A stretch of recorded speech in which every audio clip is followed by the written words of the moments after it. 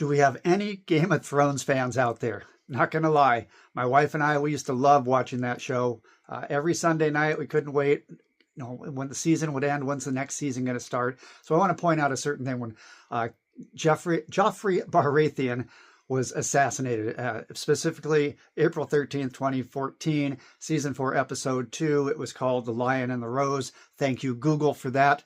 But he drank from his wine, foamed at the mouth, and dropped dead. And everyone cheered because, quite frankly, King Joffrey was kind of a dick. But he didn't employ those food and drink tasters, which were actually a real thing, to help royalty and kings and queens and people of power to avoid being assassinated. It was, started, I think, in ancient Rome, but it was famous throughout medieval Europe and even into imperial China, that far back. So this is a thing where they would taste the food, taste the wine, taste the drink, whatever it was. And if they didn't die, then it was safe for the king or queen to eat. But it didn't always become foolproof because the poisons that they used were slower and slower and slower. So it wasn't immediate, drop dead right away. And the moral of the story here, this brings us back to the poisons that we're eating every day. We need our own food tasters, but it's us. And the food that we're eating that's full of poisons, it's that ultra-processed industrial food that's not even food. We call it food-like substances. It's in a box. It's got things on the label that you can't even announce. There are ingredients that are illegal throughout the entire world except in the United States. Hopefully that's going to change soon. But these poisons, if you look at, this is what I ate when I was a kid, so it must be good now. No, it's completely different.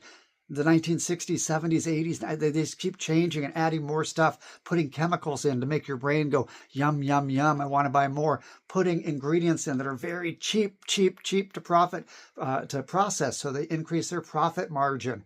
And the stuff that we're consuming is making us sick. Fat, dumb, sick, and stupid is not a way to go through life. So make sure that you are reading those ingredients. And if it has an ingredient list that you can't pronounce, don't eat it. If it's in a box that's all shiny. Recently, we found out that Roundup, the poison that they spray on wheat to kill everything around it, except that helps it process faster, makes the wheat go poof and blow their wheat crowns off. Helps the harvesters, make it easier to harvest. It's poison, it's cancerous, and guess what? It's in every Girl Scout cookie tested. So we can't trust anything that's out there that's processed in a box. So the best thing, look at a piece of broccoli. What's the ingredient list? It's broccoli. Look at a steak. What's in it? Meat, beef.